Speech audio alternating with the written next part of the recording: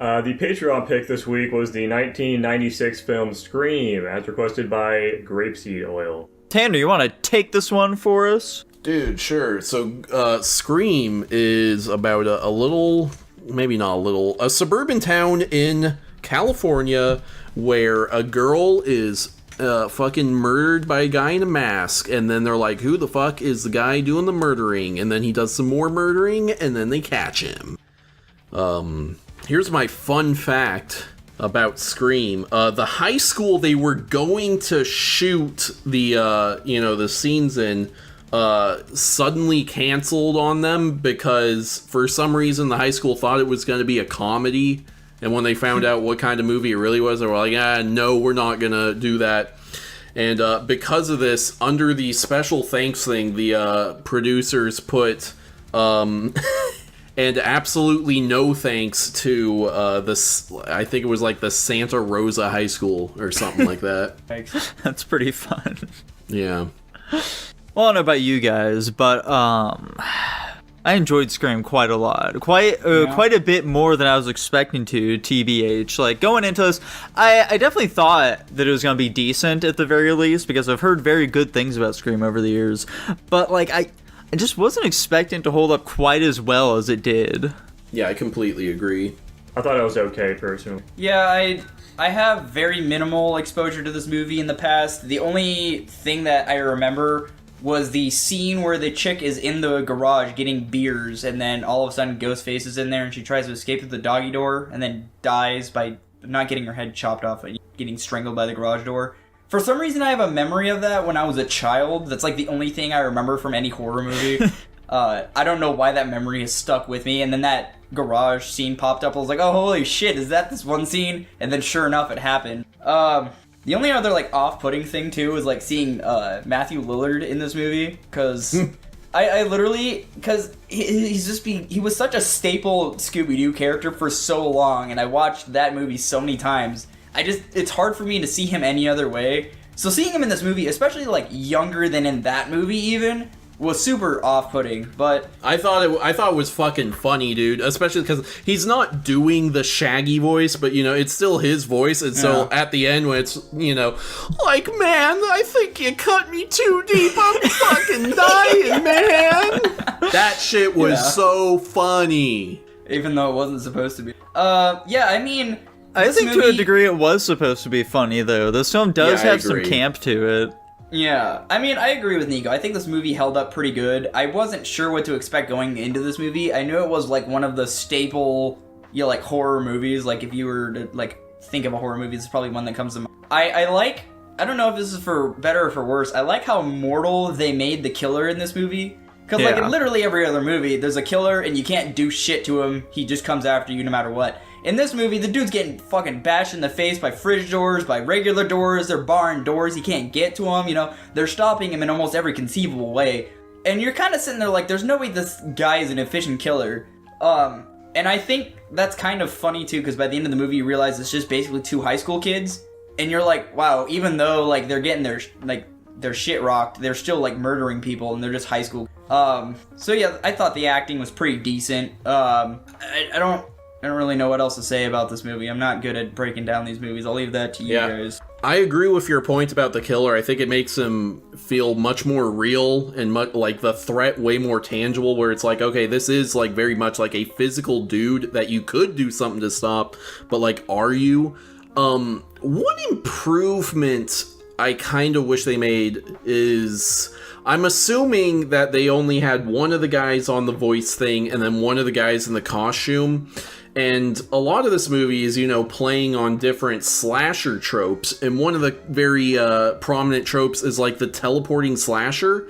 I kind of wish that they played with that a bit, since they did have two killers. And so they could play with that trope while still having it be, realistic or whatever.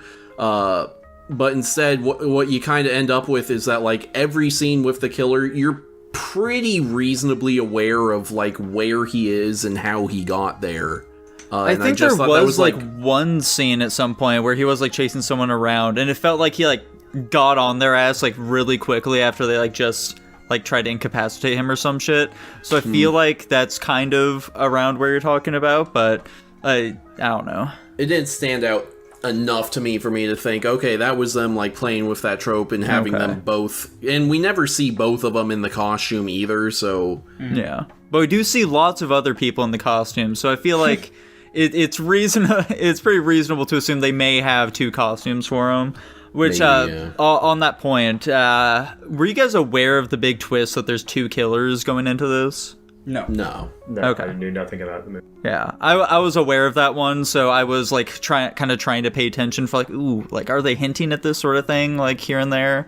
I guess like one thing where it's like, oh, you can kind of see like what they're going for is like when the principal like has 2 dudes in a ghost face mask in his office, and it's like this is a possibility, keep it in your mind or something. I don't know, but I mean, And also the way they team up on the fucking video clerk. yeah. And they both kind of were there intimidating him. Mm-hmm. That was in hindsight, you're like, oh, okay, I see it. In the moment, you don't really notice it without knowing that twist. Yeah, one thing I do really appreciate about this film is that the idea of it being like this, you know, sort of like a dissection, a self-aware horror movie type thing, is it does still feel unique today. Like, there are plenty of other films that have, like, sort of, like, done this sort of thing before. We've even seen that on the channel already with Cabin in the Woods. But the way that it tackles that sort of approach does still feel very unique here, which is something I appreciated. Yeah.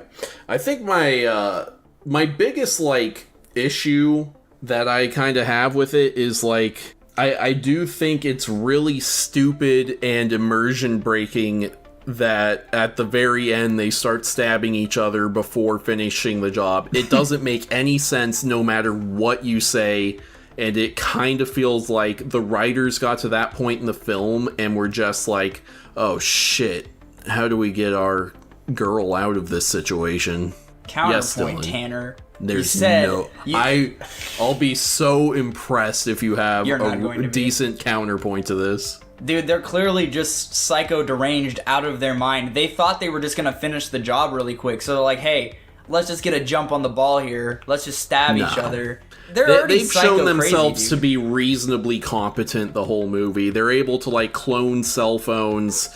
They were, you know, cutting power lines. They were like, they're not fucking stupid. I don't think there's a difference between being psycho deranged and also smart at the same. I think you could be both. I think that they could have found a more clever way around that. Like, they did, like, very shortly after that have, like, the chick shoot them, you know, the reporter chick. So, like, maybe she could have just, like, done that sooner or something like that. Then they, you know, would have been injured for that final fight already, since, I don't know, that could have helped. I think for me, like, the biggest part of this film that I'm not a huge fan of is the bathroom scene, when our main character is, like, you know, in the high school. She's, like, hearing these other girls talk shit about her mom in the bathroom, and then Ghostface shows up and chases her. Like, the only way I can really have that make sense at all is if, like, oh, he's not actually there, it's just, like, you know, her imagination. But, like, there's nothing really to tell us that that's the case, so... My assumption was that was one of the pranksters. Yeah? Yeah. I don't think there's anything to lead us to assume that at all, unfortunately. Doesn't it cut from that scene immediately to the principal with, you know, the pranksters there with him?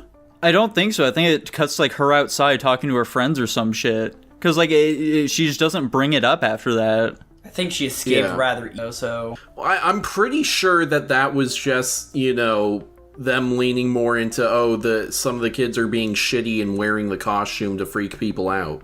I don't know. I definitely got the feeling much more that it was, like, the actual Ghostface. Which, if that's the case, like, why the fuck was he in the bathroom? Why did he just know she was gonna be there? It's the girl's bathroom, dude. Where else would you... I guess so. Like, what was his plan if she did escape like she did? Why also did she not, like, go and tell someone about this? She just ran right out the school. Yeah, that's why I'm saying, you know, I read into it that it was a prankster. Okay. Well, regardless of what they were going for, I don't think it was very clear at all, apparently. One other thing I will kind of knock this for film a little bit. So I guess, like, I'll start this with a little bit of praise. The opening scene for this movie is fantastic. I feel like it properly builds tension, and the final kill there is, like, really solid. But we really don't get any of that sort of feeling outside of this opening scene. After that, the kills are very bland, and they really don't do a lot to make us feel particularly like, oh, spooked in these other scenes. So that is something I would have liked for them to carry on further. Because like, especially like a lot of the kills after that are just like, oh, they get stabbed, but you don't really see it, which just feels kind of lame. Jackson, you said nothing thus far. How do you feel about this movie? Like I said at the start, I think it's okay. I don't agree with basically everything you guys said about the positives of this film. I found it very tropey for the most part. Obviously, it's trying to be self-aware about its tropiness, but I don't think that's really a pass for it still just being a really generic horror film for the most part. I do like the two killer thing. I think they could have done a lot more with it. I think it was pretty poorly handled for the most part. It's just kind of whatever. Especially just like their competence, like you guys kind of alluded to, is really variable given the circumstance. Like sometimes they seem like they're really knowing what they're doing, sometimes they don't. There's a lot of moments where they could have just killed somebody and made it very easy, but for some reason they felt like they needed to just fuck around with them some more. Like the first kill, there's plenty of moments where he could just fucking stabbed her or something, sliced at her or something when they had it cornered, but no, he lets her fucking struggle for no reason at all. It's stupid. And kind of immersion breaking, and that happens all the fucking time. And of course, the very ending of the movie is dumb as shit. It's fucking super chaotic. Killers are just complete fucking retards for no reason. Yeah, it was just kind of dumb and what. Hater alert, hater alert, hater alert. Why did they kill the principal? What did that fucking achieve outside of the kids at the party going and all leaving, and it was just an excuse for them to all just go fucking leave so they could have the main cast left? It just seems like kind of pointless. I feel like they could have gotten the kids out some other way without having that, or maybe they felt like they needed more kills in the movie. I don't fucking know. That's what I'm assuming. The kills are fucking pretty shit for the most part. Like I agree. Yeah. Even the first one, you guys said you liked the first one. I don't know. It just felt stupid. I don't fucking see anything. I'm not saying like I want to see them like fucking stab the shit, but it all just seemed like insanely fake. Like, he wants to see these bitches get skinned alive. He wants some Terrifier shit. You didn't see him get fucking skinned alive. He just fucking like gutted him and like hung him. You know, the imagery there was fine, but like the actual act of him killing the people just felt like stupid. I completely disagree. I thought the ending was sweet. I loved how chaotic it was. Yeah, I thought it was dumb. I think if they were more consistent with how they were playing with the killers, it would have landed a bit better for me, but they were pretty Well, Mr. Inconsistent Guy here, I suppose we don't have much else to say about this one. Where are you ranking it? I gave it a B-. Whoa. Okay. That's better than I was expecting you to, honestly. That's much better than I was expecting. I thought you were gonna like, it's I don't like think it's like a fucking bad movie. I mean, comparatively to a lot of other horror movies, it's still whatever. It does some fun stuff with the two killer thing. I think that a lot of it's just mostly missed potential. Like it could have done a lot more. It could have been a much better movie. I think it just fumbled a lot of it, but it's all right. Okay. That's why I said it's okay. I didn't tell you it was dog shit or bad. I said it was okay. Well, I liked it quite a bit more than you. I'm giving it an A-. I liked it a decent amount more than you. I'm giving it an A+. Whoa. Oh. I gave it a B+. Wow. I'm pretty average. What a count. And it lands at an A- overall. Amazing.